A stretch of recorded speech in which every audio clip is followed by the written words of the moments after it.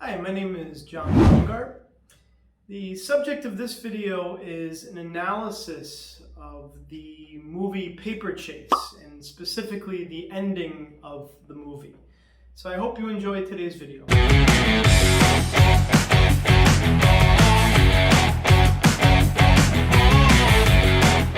So I'm a big fan of cinema of all kind. I really like, we'll call it old school movies. I especially like movies from the 70s. I think it's one of the best genres. And The Paper Chase is a movie I always like to watch and go back to over time. I think it's a really good film. I wanted to provide my own analysis on the ending, which can be confusing for some people. I think it should go without mentioning, this is spoiler alert. If I'm going to be talking about movie ending, what do you think? But, feel free when you watch this video to use it in your own paper, ironically, if you're writing about this. I don't know if you would, it's not the most popular movie in the world, but I don't care if you use my thoughts and analysis. It would be nice if you mentioned me in my blog and my channel, but in any case. So, what do we see is the main character, Hart. The whole movie is about all the sacrifices that this guy is making because he so badly wants to graduate from Harvard Law School. He made it in, and now he wants to graduate and stay there, and it's a whole. So you have all of this buildup and all this struggle and everything, and at the end of the movie, it just seems like he doesn't care. And I think there's a lot more to it, and that's why I enjoy this movie, and I think it was very well made. And so I'll provide my own thoughts. It's just my opinion. I did research a little bit what other people have commented. So like anything, it's a combination of my own thoughts, other people's opinions, and then my spin on it. Before I begin, though, I just thought I would provide some other bits of information about the movie, some random thoughts and everything else. I find it interesting to start the chosen name of the movie. Has a bit of a double entendre, so to say. So the paper chase can mean a lot of things. The obvious one is they're chasing after grades, right, that are reflected on paper. But it's more than that because the character Susan, the woman that is Kingsfield's daughter that Hart falls in love with. She's getting divorced, and so in her own way, she's also chasing some paper. And there's a lot of little ironies in the movie that the law professor, this esteemed contract professor, has a daughter who's getting divorced. The way they build up this character, it's like he's some kind of god, and so to see any kind of blemish or to see any fault in him represents the fact that he is a human after all. What I'm kind of leading up to with this background is an explanation of the ending and what I think the producers of the movie made. As an aside, John Williams composed the score for this movie. I didn't find it particularly breathtaking, but it was interesting that he did this movie along with some of the most well-known movies out there, but it didn't really jump out at me. I just thought I'd mention that. So, getting back to the main point. So everyone's kind of chasing paper, right? That's the whole idea. Obviously, Kingsfield is. His whole job is to grade everything. You'll see in the end he's going through. So it has many different meanings. And the other thing to think about this, one has to consider the context of this movie. It was made in 1973, and university back then was something a lot different than it is now. Harvard to this day remains an elite university, but in 1973, this was as elite as it comes. And to see where times have changed, if you notice, this. I don't want to get into a whole political point, but it's worth mentioning that the entire cast and crew are almost all white, and you definitely can see how the world has changed and how I think a lot of our discussions now about race there are a lot of problems, and I have and will make other videos about this, but it does draw attention to the fact that in the movie 1973, it's all white characters. I mean, there's not a single minority that I can remember seeing in the movie, which, shows that, yes, back at this time, that was normal, and it's positive that things have changed. That's another commentary on the movie. So, getting back to the aspect of Kingsfield, I thought a kind of pivot point in the movie, or an arc in the story, whatever you want to call it, is when Hart and the other guy with the long hair, I can't remember his character's name, when they broke into the archives and Hart was reading through Kingsfield's diary. And if you notice, this is a changing point in the movie. See, prior to this, he was very intimidated. And if you remember, Kingsfield called him out in the beginning and used him as an example to kind of demonstrate his authority, where Hart was completely unprepared. He didn't realize, on the first day's lecture, he had to prepare and study this case. He thought, as Kingsfield mentioned, oh, you thought this would just be an intro to law, and kind of asserting his dominance, very early in the movie. And, and I think also this made Hart kind of obsessed with Kingsfield. He wanted to get into the guy's head. And so, what better way than to read his memoirs? And so, he broke into his old notes and realized, oh, wow, at one point, this guy was a student. This guy took silly notes. This guy had questions. The kind of mystique of Kingsfield was slowly broken down over time. And, when he read through his notes, I think he realized, what, he's just a human. He was a student at one time.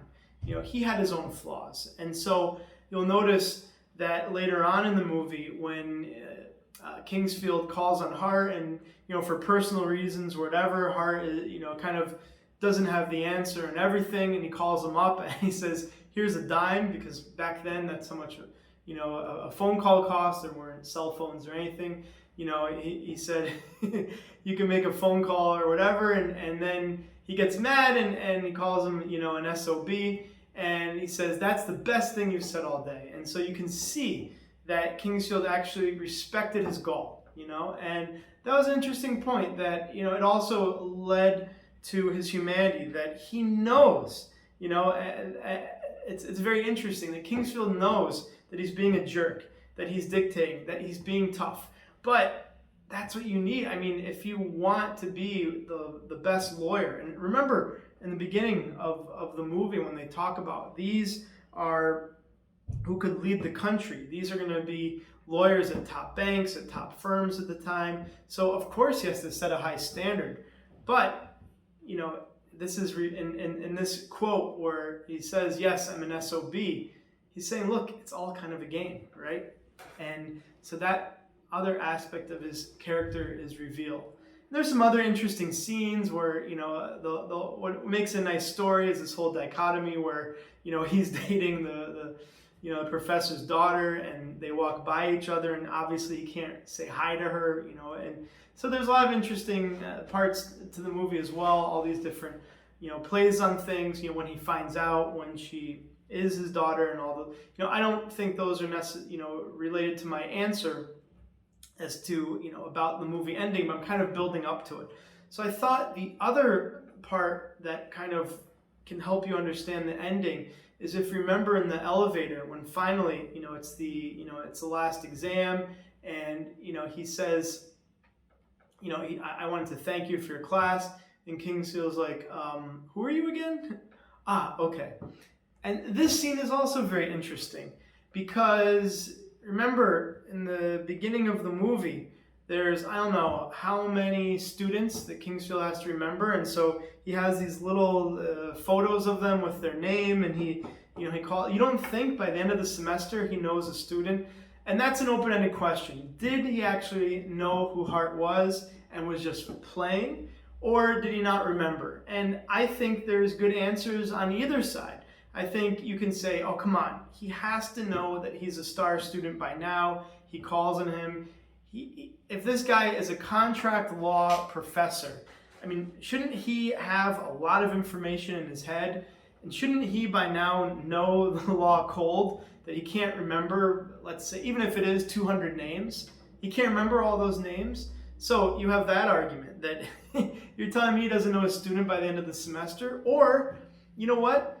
And this is once again making this guy like a god. He's a human being. I mean, if this guy is a Harvard law professor, imagine how busy he must be. Do you think he really has time to worry about each one of his students, to remember all their names, when he probably has to write all kinds of papers, has to attend different meetings, has to serve in whatever capacity he does as a law professor, especially an older one? So you can make the argument from both ways. But I think from Hart's perspective, I think he interpreted it as, oh, this guy doesn't even know who I am, And this whole time I'm worried so much about him. I'm just a number, I'm just this little, little photo and a name in his lecture class. And, for maybe a couple of hours of the week, that's all I am to him. So this all leads up to, the ending of the movie. That finally, Susan brings out the results to him, and he folds them into an airplane. And, this has a few interpretations that I'll get into.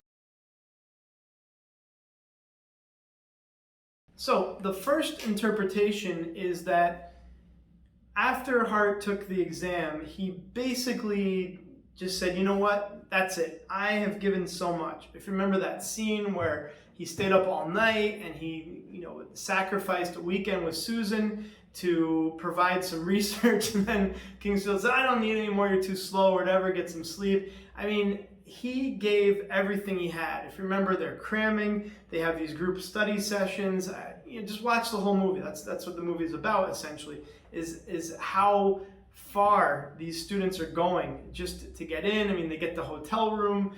All these are great scenes. That's why I love the movie. So he did all of this. And I think a lot of students can relate to this, that, you've done so much preparation, like you've given it your all. It doesn't matter. I mean, you gave your best shot. So why does it matter? Like, you did it. So that's one interpretation of the ending. The other interpretation is, what? In the beginning, when I was a student, this is kind of like Hart talking out loud, I was so intimidated by this guy Kingsfield. He has this reputation. Everyone warns of his class. And okay, I did some extraordinary things that normally an average student wouldn't, but I, have been in this guy's office. I've read his journal. I've gotten into he's just another guy. And so what does it matter? He's a human. Even if he grades me poorly, you know what? He's not some god. And I can't let this guy get so much into my head that he can dictate my life. So you know what? This is the ultimate F you. This is the ultimate finger to him to show I don't care. You know what? All that time and effort I put in, and guess what? I'm not even going to look, because I have my own life. And there's one quote that I really thought represented, how law school can change people, is when Susan said, well, he may flunk me. They finally got you, didn't they, Hart? They sucked all that Midwestern charm right out of you. You know what? This place is eating up all of your Southern charm, because Hart is from the Midwest, or maybe his Midwest charm or whatever. And I think that resonated with him to an extent. And that's why he's like, you know what? I'm still this laid back guy from the Midwest. I'm not going to be, this kind of power driven, hungry, crazy lawyer type. Like, that's me. That's my character and my essence. And here's the best way I can preserve it, by just taking the grade and throwing it, and enjoying the summer and enjoying life, right? That's one interpretation of the ending. And, and then the last is it's kind of a combination of two, is I have done everything I can. There's more to life. If I don't get accepted, or if I don't pass this class, life will go on. It's the summertime, let's enjoy, let's be free. And these are always the things being pulled back and forth. And that's why I think it was a great movie, because it was so funny that another part of Kingsfield, his own daughter, was pulling him in a different direction. And I mentioned, one of the most pivotal scenes was when, and it's so funny. Kingsfield says, look, I want you, because you came to ask me a question, I want you to help me out this weekend. The exact same weekend that Susan wanted him, to spend time. And so now he's pulled. Do I give up just one weekend, which I could have many in the future, to get on this guy's side, or do I say YOLO, let's enjoy life? And so finally in the end, he's like, you know what, the YOLO wins out. Okay, I went through this hard thing, but I need to enjoy life, and who cares? So you can see, these are the challenges that we all face as adults, right? So just my interpretation of the ending. I don't have too much more to comment on the movie, but if you enjoy this kind of classic nowadays, then let me know your thoughts. Maybe you have another interpretation, who knows. So I hope you enjoyed this analysis of the movie. I occasionally do these. I have a lot of different videos from all kinds of topics, but if you wanted to hear more about other movies, if you have a suggestion about a different movie, then let me know, and make sure to subscribe to my channel. So thanks for checking out my video, and have a great day. Bye.